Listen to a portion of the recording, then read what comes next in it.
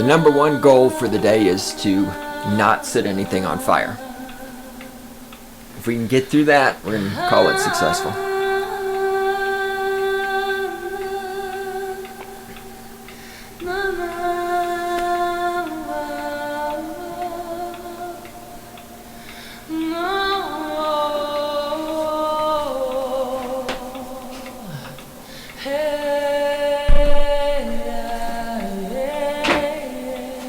That, and if I can avoid bumping the microphone.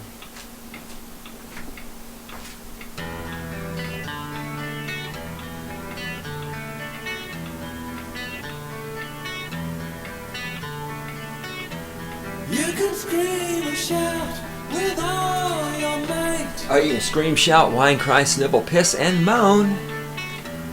Dig in your heels and hold on tight. Yep, you can shove your opinion up your ass. That way Obama's cock has something to keep you company. Either you are wrong or I am right. And don't forget, the ever-present, most likely third possibility. You are wrong, and I am right.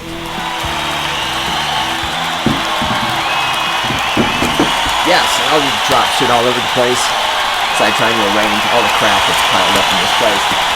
Somebody needs to clean the fucking recording studio, Randy. Yeah, well, just because it's my responsibility doesn't mean I should do it, okay? What if I'm a statist? You know what? I can't believe you would imply that I have a responsibility to do something that I'm responsible for. I mean, that's really racist, sexist, and homophobic. I mean, that's almost like saying if I had children that I should pay for the children myself. Like, I should be able to support them without taking money away from other people. That's extremely hateful, Randy. I can't believe you are that much of a misogynist. I mean, obviously you just hate women, because I mean, anyone who thinks that somebody should be responsible for things they're responsible for, you must obviously hate women. That's what's happening here. You're probably a pedophile also. Oh wait, I forgot. Pedophilia is actually being normalized right now and is totally okay. There's nothing wrong with having sex with small children. And of course, 10 years from now, I predict 10 years from now, pedophilia will probably be legal. God damn it, I can't fucking talk. Good thing this isn't a podcast and that my speaking skills are not important. What? Oh, it is a podcast. Okay. Are we recording? Okay. Hi! Apparently we're recording. I am the Great One himself. I am the founder of the Cynical Libertarian Society, cynlibsoc.com on the interwebs. In the control room, right over there, the lovely and adorable Randy, who is informing me that we are in fact recording and I should probably start the fucking podcast anytime soon. That was not in fact the test recording, that was the real thing. And I got my coffee here, and I'm not going to set the stove on fire today. I checked before we came into the studio to make sure that stove burners actually were turned off this time, so no fire alarms. You can send us an email, God, it's dog spelled backwards, God at cynlibsoc.com on the interwebs, and of course cynlibsoc on the Twitterverse. I'm still contemplating whether or not I want to start up a Tumblr for Cynical Libertarian Society, just because having this much misogyny and offensiveness in the Tumblr verse would be pretty fucking hilarious. Who knows? I mean, maybe I'd find like thousands of followers there or something. By thousands, I mean 3. Alright, let's get to it. So this is part 2 in the series. I'm talking about the Greenwash effect. It's a book by Guy Pearse. I'm not going to do the whole litany again. Go back, listen to part 1 if you haven't listened to part 1. Again, I do recommend reading this book. It's a quick, easy read. It's a lot of good information.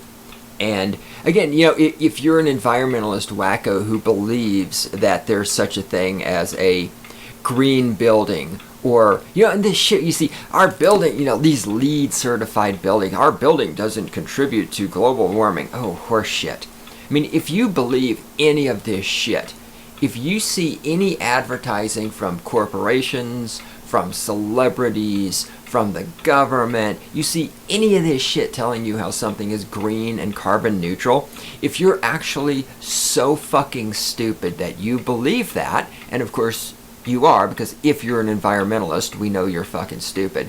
And I say environmentalist in the context of like modern day eco-wacko. I'm not talking about a real, sort of like a normal person who cares about the environment and, you know, takes stewardship of the environment and wants to preserve the forest. You know, like there's normal people who understand the importance of not, as we say in the military, it's real simple. You don't piss where you sleep, right? And so there are normal people who understand you don't pollute the environment, but they also understand that the process of being alive creates what can technically be called pollution. And so you strive to figure out how can you minimize it and all this other sort of stuff. And then there's the eco-wackos. These are the ones I'm talking about. Those of you who think that global warming is a real thing and believe that buildings can be carbon neutral and that your Prius is saving the earth and all this other shit. If you're one of those people, if you're actually that, of course if you're that fucking stupid, you may not know how to read. But if you are that fucking stupid and you do know how to read, you should read this book, The Greenwash Effect by Guy Pearse. Guy Pearse is an environmentalist wacko just like you are. He believes in global warming. He's a member of the same religion you are a member of. And if you're not a global warming wacko and you just want more ammunition to throw at the global warming wackos, then this book is definitely for you. Oh man, it's telling me it's 100, 200. It's 260 pages of fucking ammunition, like Teflon coated, armor piercing ammunition against environmentalist wackos. You can fucking just destroy environmentalist wackos with the information in this book. All lovingly provided by an environmentalist wacko. Okay, we are on page 130. First full paragraph. The section we're in right now is cruising and casinos. Oh yeah, cruise ships. The cruise ships. Oh yeah, carbon neutral cruise ships. If you believe that, I have a fucking bridge in Nevada to sell you, motherfucker.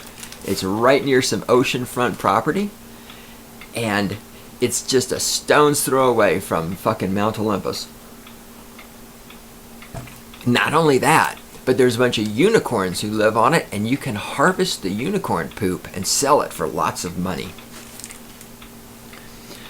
Alright. Page 130, first full paragraph. Before we look more closely at RCL's efforts, RCL is, I believe, Royal Cruise Lines. No, Royal Caribbean. I've never figured out, is it Caribbean or Caribbean? I don't know if it matters. RCL is Royal Caribbean Cruise. Bleh! Royal Caribbean Cruises Limited. Alright, let's get serious here. I have to fucking talk. Okay, serious now. Serious. Totally serial. Screw you guys, I'm going home. Before we look more closely at RCL's efforts, let's first absorb the scale of its operation, which accounts for over a quarter of a global market that has boomed. Cruising, to quote the industry, has moved from being, quote, a sexy, glamorous industry, unquote, to a, quote, mainstream choice vacation, unquote. Each year, RCL's 42 cruise ships carry more than 4 million guests to over 400 destinations. At any one time, it can cater to around 92,000 people. The vast majority of the company's carbon footprint is tied up in running those ships, and there's a great deal more to run than just the engines when you're taking the scenic route in luxury. Imagine crossbreeding a floating hotel with a power station and you get a cruise ship. It has the largest, most rapacious appetite of any ocean beast, weighing in some cases over 100,000 tons, carrying over 6,000 people in its belly, and standing 20 stories tall. It devours electricity, which, like the engines, relies almost exclusively on fossil fuels. As these cruise kraken have grown, kraken, God, I can't pronounce the words. Kraken. No, it's not kraken, it is kraken. As these cruise kraken, come with me as we go on this voyage of discovery of how to pronounce words. As these cruise kraken have grown larger and more numerous, shipping has become the fastest growing source of greenhouse emissions behind commercial aviation.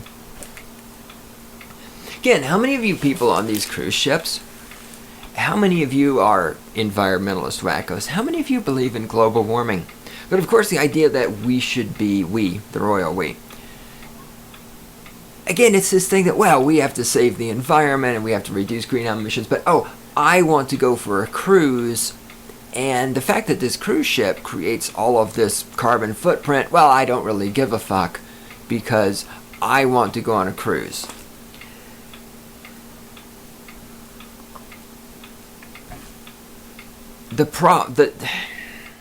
I said it before, I'll say it again. You're just like religious people.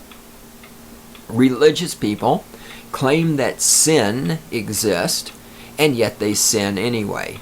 Global warming wackos, same fucking thing. They claim that there's this thing called sin, which is, of course, carbon footprint. And then what do? They engage in all these activities that aren't necessary and create this giant carbon footprint. Right? You don't need to go on a cruise, but yet you do. Page 144. First full paragraph. We are in the media section. Ah, yes, the media, the left-wing media. They believe in global warming. We're talking about National Geographic's... Wait, what's this? Oh yeah, here we go. If this was just a matter of a few ads, perhaps you could dismiss it, but the more extensive collaborations make that harder. National Geographic advertises partnerships with big electronics producers such as Panasonic, hotel chains such as Intercontinental, cruise lines such as Cunard, and oil companies such as Statoil, each of which has a growing carbon footprint. There's the collaboration with Brazilian mining giant Vale, which allows the company to promote itself as a, quote, global agent for sustainability, unquote, not just in an ad, but in a 12-page lift-out and as a sponsor of an, quote, Eye on Sustainability photo competition. Nowhere is there a hint that Vale is ramping up coal production to 40 million tons a year in the face of climate change. But perhaps, well, do I want to read that? Anyway, the point is, National Geographic, which I read occasionally, which I've made fun of, which is always putting shit in there about global warming. A while back, I can't remember if I talked about this or not, National Geographic had this scare article on rising ocean and how cities were going to go underwater and how the world's going to be flooded. It's like the biblical flood, 40 days and 40 nights, right? The ocean sea levels are going to rise and we're all going to be flooded. And there's this giant scare fucking tactic fucking article about how we've got to eliminate pollution and stop global warming and yada, yada, yada. And yet, as he points out, National Geographic creates these advertising partnerships and takes the money from all of these corporations that are creating these huge carbon footprints, which are supposedly evil and destroying the earth. And yet there's this, the greenwashing. And you people seem to believe this. You eco-wackos just keep right on using electricity. Page 145, second full paragraph. Oh, yes, so this is right. And next page, got it. All right, media. We're still in the media section. CBS's other greenwashing problem is its use of eco ads as evidence of its commitment to reducing greenhouse gas emissions. The CBS subsidiary Ecomedia encourages advertisers to allow a slice of their bill to be donated to worthwhile environmental projects. The emissions saved are measured and verified by an independent source. Part of the concept's originality is that the ad does not need to relate to the environment to receive the eco-ad timeline. Now, here's another thing to think about as I'm reading this. So CBS creates all of this little bureaucracy thingy here to implement and to track these eco-ads and to do all this stuff. Does it not occur to any, and it doesn't, this is the point, this is what you people are too stupid to understand, this is the whole supply chain concept, this is the whole problem with statism, in that you don't understand that the welfare system, as I've explained before, isn't even there for the benefit of the people on welfare. The welfare system doesn't give a flying fuck about the people receiving the goddamn welfare checks.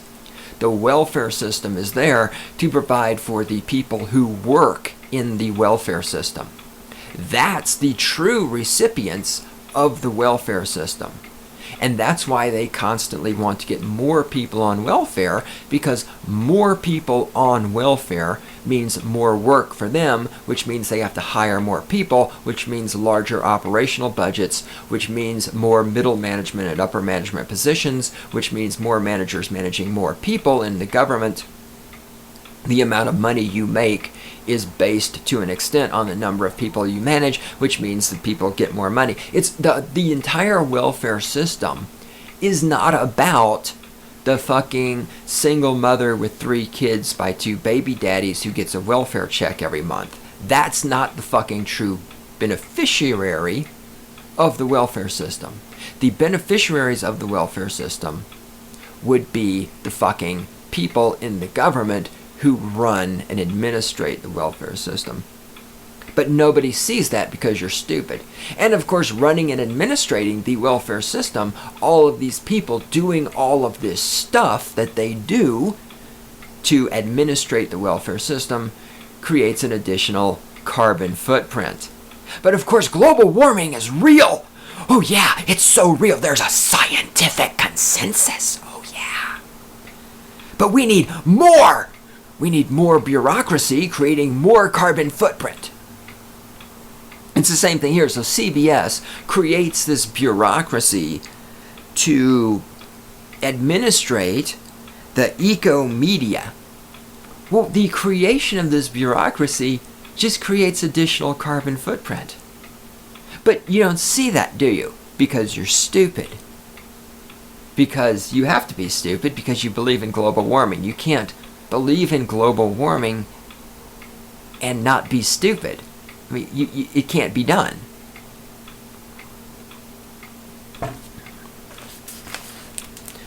While it's nice that a giant car maker such as Chevrolet or a growing airline such as JetBlue Airways wants to donate money to a solar project, the juxtaposition of eco-ad branding with emissions-intensive brands is jarring. CBS denies that it provides these companies with a green seal of approval, saying, quote, "Ecomedia does not in any way certify, endorse, or make any representations about eco-ad advertisers, their products, or services," unquote.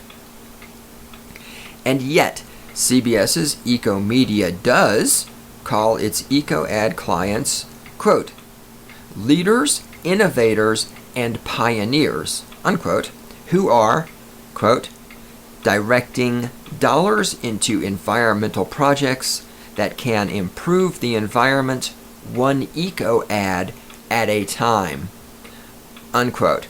Now, how stupid do you have to be? And we know the answer. You have to be stupid enough to believe that voting makes a difference. You have to be stupid enough to believe in democracy. You have to be stupid enough to believe that you need the government to tell you right from wrong. You have to be stupid enough to believe in global warming. Or you have to be stupid enough to believe there's an invisible man living in the sky. You have to be stupid enough for any of these things. That's how stupid you have to be.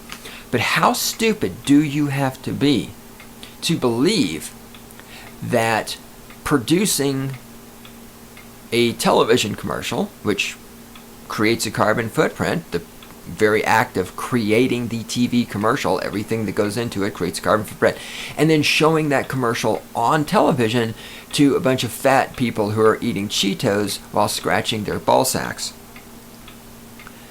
How stupid do you have to be to believe that doing that, creating a television commercial and then sending it out over the airwaves or through the cable or over the internet or however the fuck it's done these days, because I don't watch commercial television. How dumb do you have to be to believe producing a TV commercial can improve the environment? How dumb do you have to be to believe that? The answer is, you have to be dumb enough to be a motherfucking statist.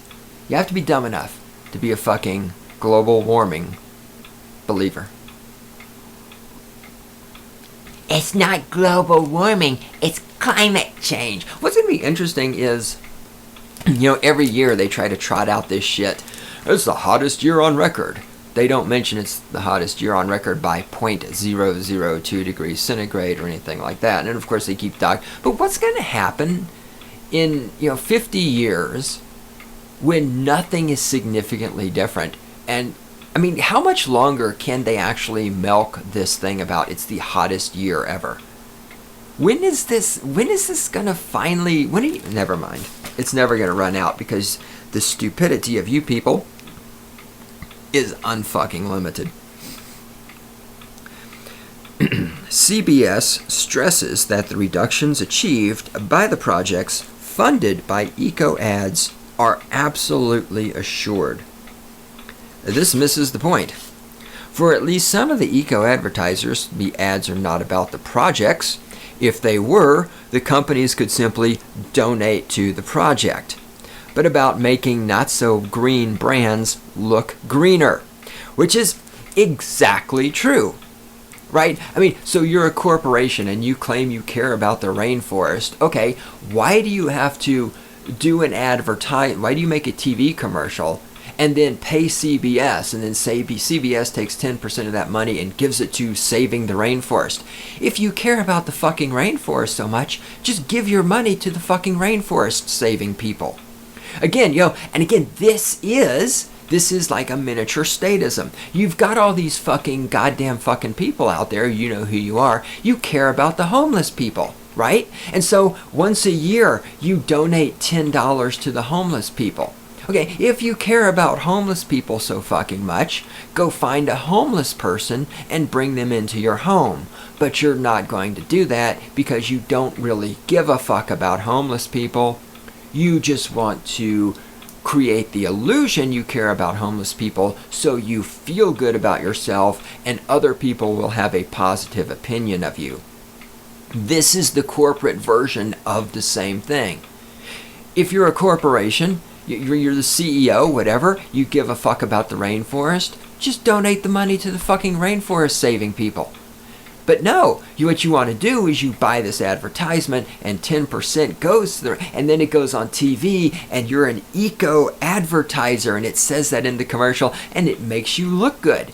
It's not about the fucking rainforest. It's about your public image. It's about making your corporation look like it cares. Because that's what's important in society today is how much you care. It's feelings, everything. Oh my God, it's so important to be considerate of people's feelings. Especially if they're white women. Because we just cannot allow any white woman to ever experience discomfort. If a white woman is experiencing discomfort, that is so misogynist, and that's why I need feminism. Okay.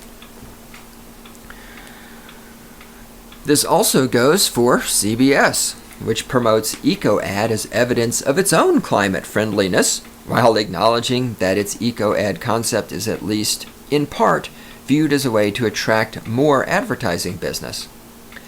The time to take CBS's green push seriously will be when it demonstrates a reduction in its carbon footprint and when it stops allowing big polluters to use eco ads to greenwash their brands.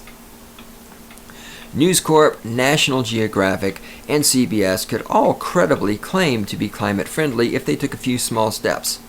News Corp could do without its skeptic bias and ranters just as easily as National Geographic could flourish without its collaborations with Shell and other emissions-intensive advertisers.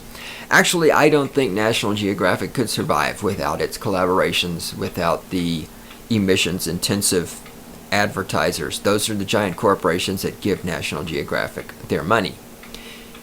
So no, I don't. National Geographic cannot sever its ties with these corporations because National Geographic would die.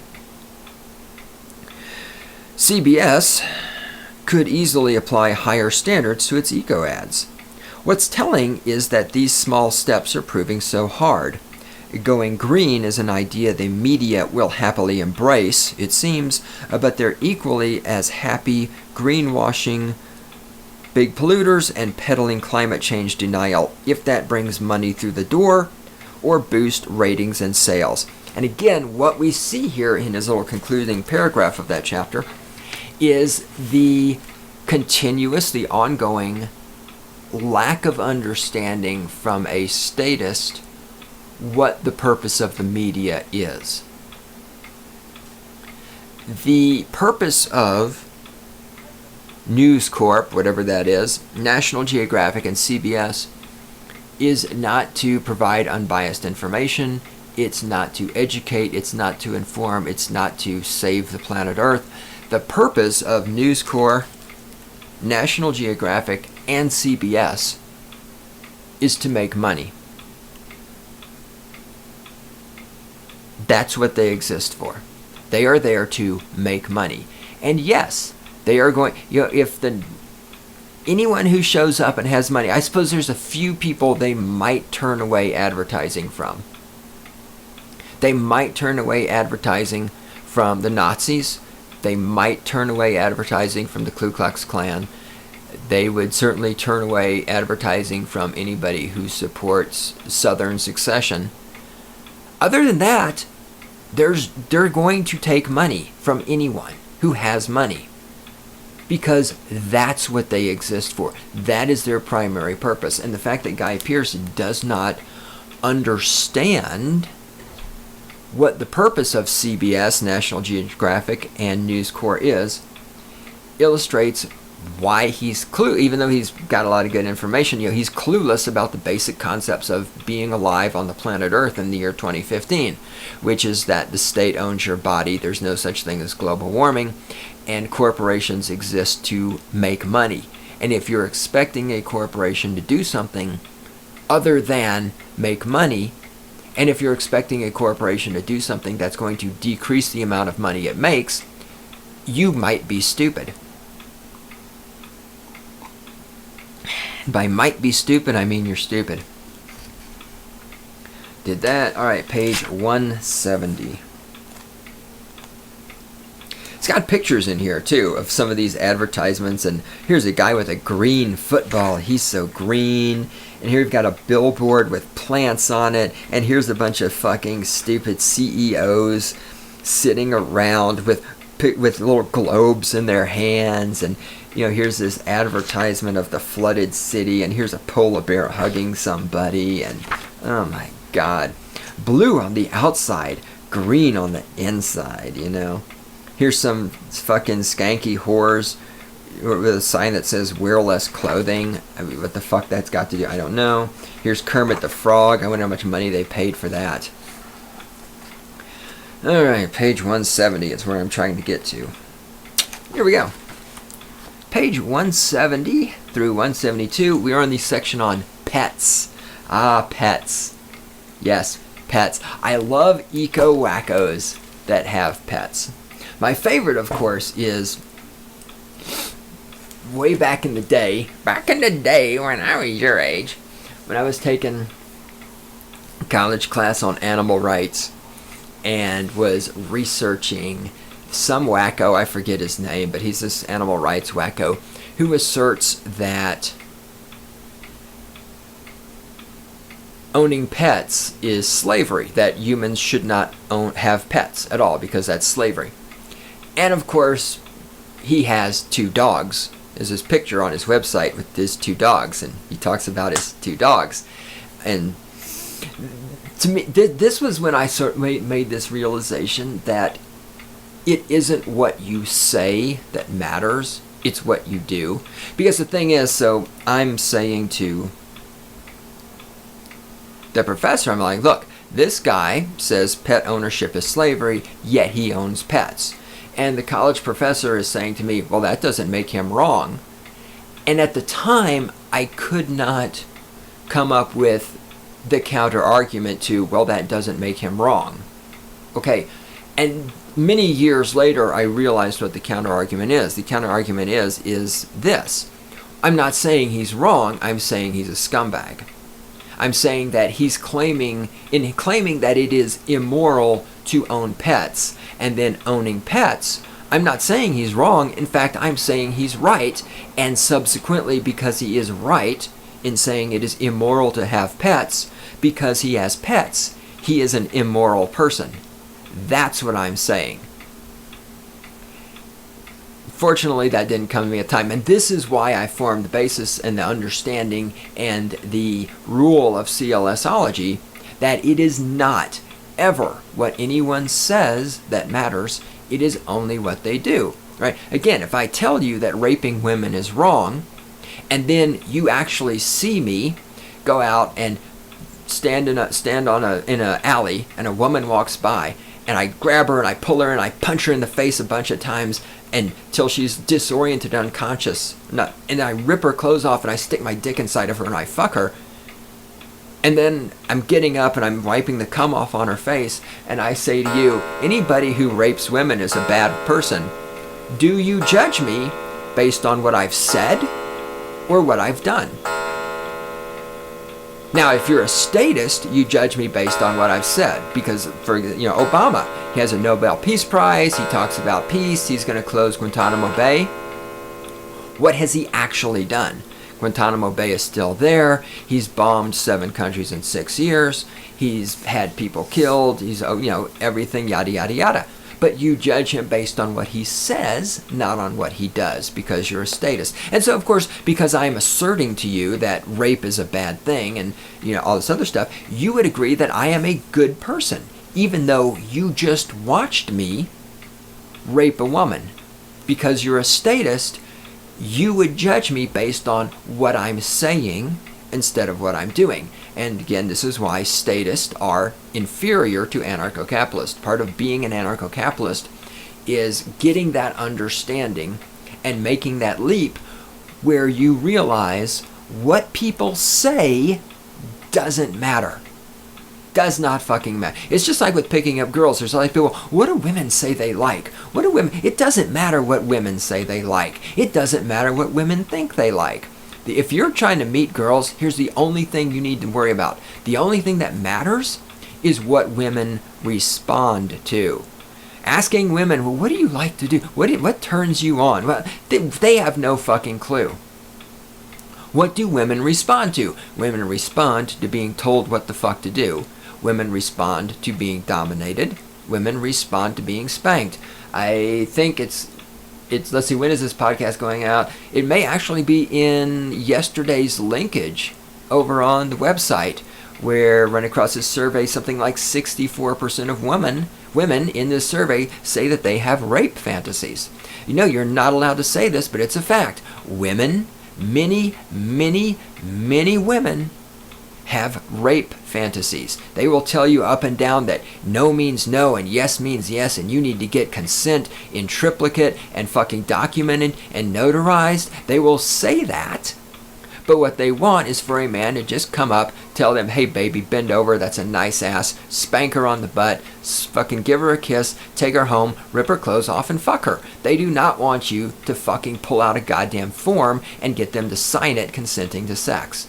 Women want to be dominated. So it doesn't matter what they say. What matters is what they respond to. Again, who do the women have sex with? The woman in the Julia Princess Russian cunt thing. What? She's got the woman, she's the prison guard. What does she do? She fucks a goddamn prisoner in the goddamn prison. What is she responding to? Is she like getting consent from him? No, he's a fucking prisoner. He's a fucking alpha male. He's dominating. She wants to be fucked by that. That's what she responds to. The E. Jean column, one of my favorite ones ever, where we had the woman, right? She's talking about, yeah, this guy, he wants to marry me. He bought me a new car. He bought me this big rock. He's got all this fucking money. But meanwhile, we are actually engaged, but meanwhile, I'm having sex with the unemployed guy who has all this debt from his education, who lives at home with his parents. So the woman may say she wants the money and the rock and all, but what is she responding to? Who is she spreading her legs for? She's spreading her legs for the unemployed, debt-ridden piece of shit who lives at home with his mom and dad, okay? It does not matter what women say they want. It matters what they respond to. It does not matter what people say. It matters what people do. Oh yeah, I was trying to figure out how the fuck I got there with pet ownership. Right, so when someone tells you it's immoral to own pets, and then they own pets. Now I agree, it doesn't mean they're wrong in their belief that it's immoral to own pets. It means that they are, by their own definition, immoral.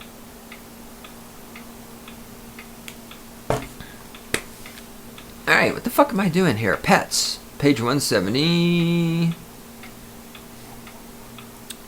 Ventures such as Pet Airways encapsulate why we need to pay attention to carbon paw prints. Consider the numbers. There are currently about 1 billion pet cats and dogs worldwide, not to mention hundreds of millions of stray ones. And pet ownership rates are vastly higher in Western countries. About 40% of U.S. households own at least one dog. And of course, most of those are owned by women who have given up finding a boyfriend. That's not in the book. That's just me editorializing. When Roosh said this in his video, I almost fell out of my chair because when a woman gets a dog, that's an indicator she's given up trying to find a boyfriend. About 40% of U.S. households own at least one dog, compared with about 6% of Chinese homes. That's because in China, they've eaten all the dogs. Oh, God, that was so racist, but so funny. However, the gap is closing fast as the number of pets and the demand for food and other goodies in developing countries spiral. In India, dog ownership is growing annually at double-digit rates, while in Vietnam and Thailand, the number of dog owners increased by about 50% between 2004 and 2007.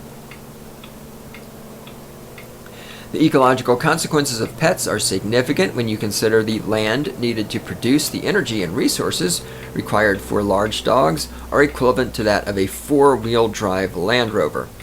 A medium dog is equivalent to a VW Golf, or so say Brenda and Robert Vail, authors of the provocatively titled Time to Eat the Dog. Among many reasonable observations, they note that we face real problems, quote, when everyone starts to have a big car, big house, big family, and a big dog, unquote. They also note that many pets in the West have larger ecological footprints than humans in some developing countries. So while the rising populations of pets is significant enough, the rising affluence of pets is also important. The range of products and services hitting the market and encouraging pet owners to humanize their pets is staggering.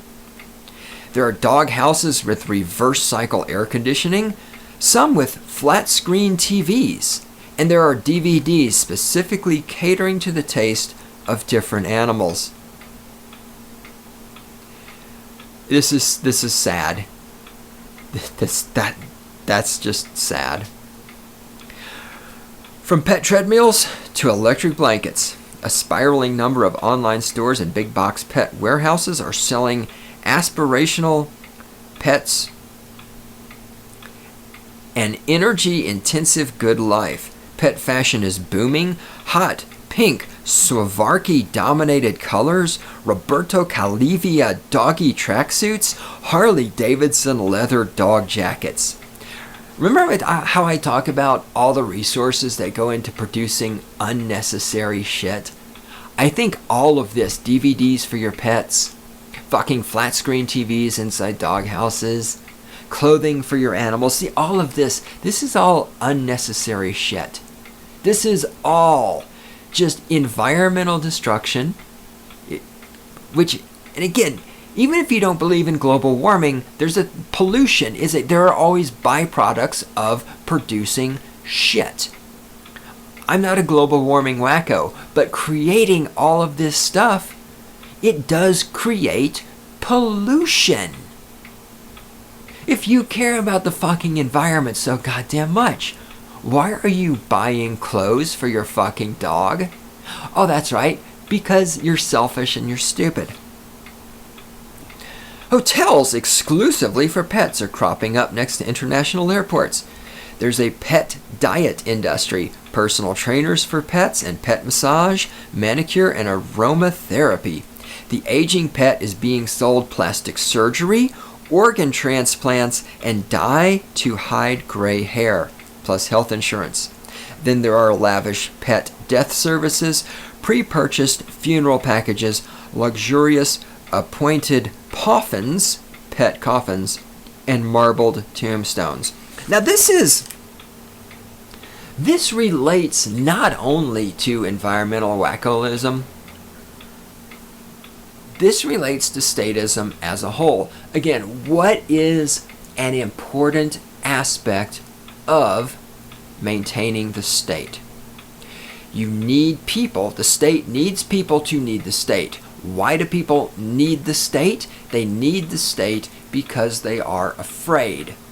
Why are they afraid? They are afraid they will not be able to provide for themselves. They are afraid of being, alone. They are afraid of being poor. They are afraid of things that will happen in life. Now, before the state came along, how did people deal with things that happened to them in life?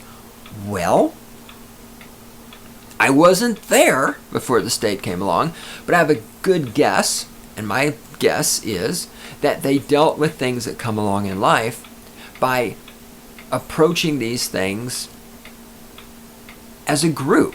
It takes a village. You had your friends, you had your family, shit happens, you dealt with it. So again, if you don't need the state doesn't need you. If you have friends, if you have strong family bonds, if you have a cohesive, tight community of people that you can count on to help you, and that you help them, and that you all work together, you don't need the state. So the state needs to destroy this. This is why you see the emphasis from the government on attacking men, on attacking the family, on providing substitutes for fathers, because of course the state wants single mothers who need resources given to them. The state wants people to not have a strong sense of community. The state wants people to be isolated from other people. This is why you've got all of the fear mongering, the if you see something, say something, trying to stir things up, trying to turn people against each other. And you see how this is manifesting in all of this attention that people devote to their pets. Think about it. If you have a family that you care about, and you have a girlfriend or a boyfriend that you love, and if you have a husband or a wife that you love, and if you have children that you love, and if you have friends that you do things with, who the fuck has time to take their pet out for a massage? You can have pets. I've had pets. I grew up in a house full of pets. When they died, we dug a hole in the backyard and buried them.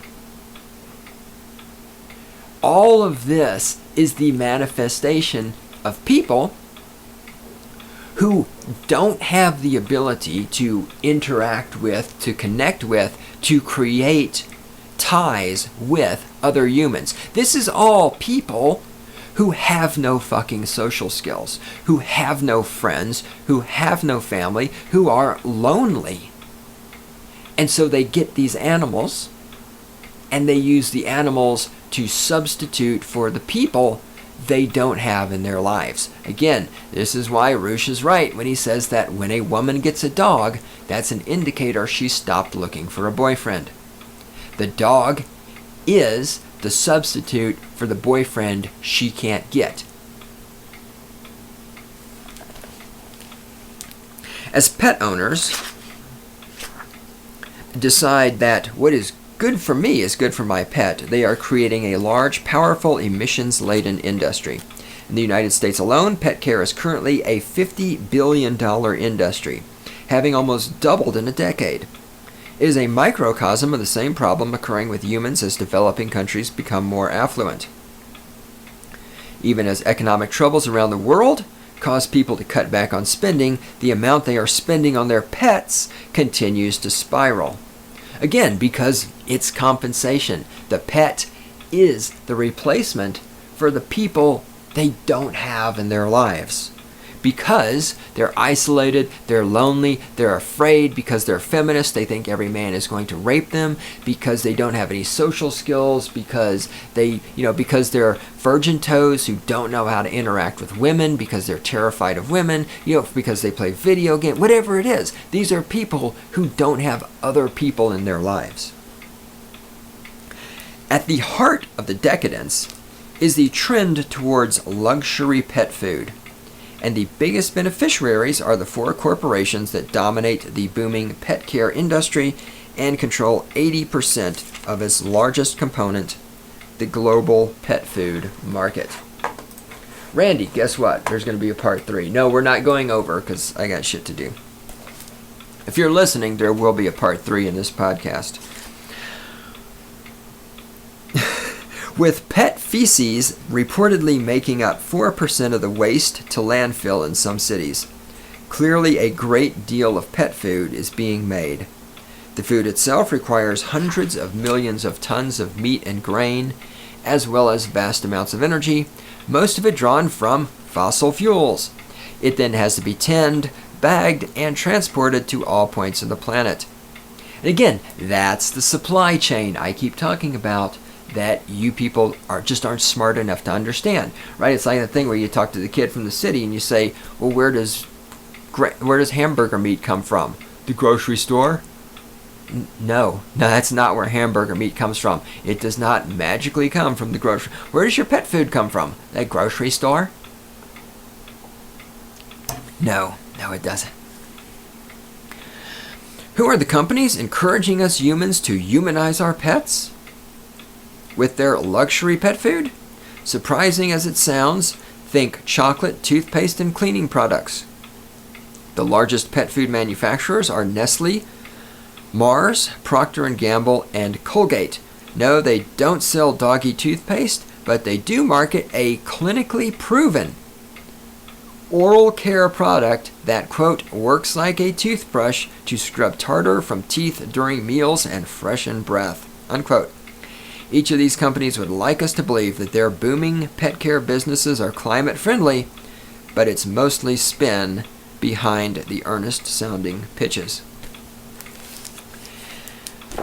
How do you make pet food? How do you make, you people, you've got to stop and fucking think. I know it's hard. You can't make this shit climate friendly. You can't make this shit carbon neutral. It's all bullshit. And it's all designed to make you feel good about spending money, buying these products, being a consumer.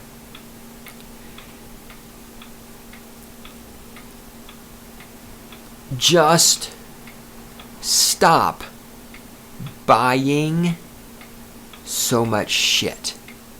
It's all you got to do. Do you really need the stuff you're purchasing?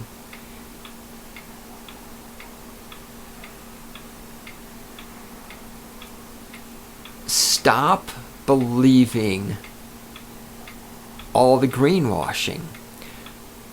Stop being impressed when people, our building is LEED certified. I mean, so fucking what?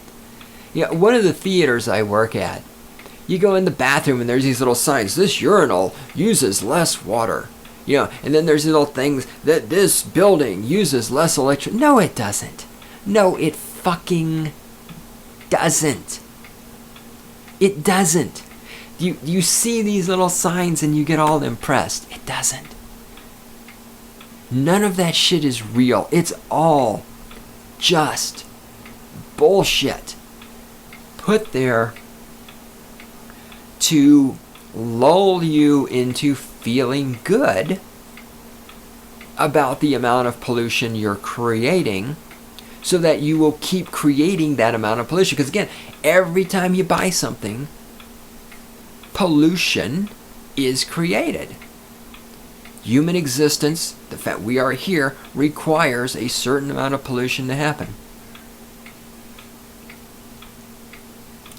I fully acknowledge that. I'm okay with that. And again, what's interesting, it's just like in this book, he talks about, well, how the greenest company in the supermarkets category is Whole Foods Markets. Yet, Whole Foods Markets CEO doesn't believe in global warming, and that's just the most terrible thing. Again, you notice how the emphasis is on what people say, not on what they do. The CEO says he doesn't believe in global warming, but what's actually happening is that Whole Foods Market is doing a reasonably decent job within the constraints of reality to reduce its carbon footprint. But see, that's not good enough. What's important is that the CEO needs to be a member of the same religion. I feel the same way. I'm always looking, how can I reduce the amount of waste I create? Before I buy something, do I really need to buy this? Before I throw something away, can I give this to someone else? Can I reuse it somehow? I consciously pay attention to the impact I have on the environment around me because I understand everything I do creates some form of pollution. And yet, I'm smart enough to know there's no such thing as global warming. And I think this is the thing. Only the people smart enough to understand global warming doesn't exist. It's only those people who actually possess the necessary intelligence to reduce the impact they have on the environment and to reduce the amount of pollution they create. Those of you who are dumb enough to believe in global warming, you're the ones who are so stupid that you believe the greenwashing and allows you to continue creating your carbon footprint.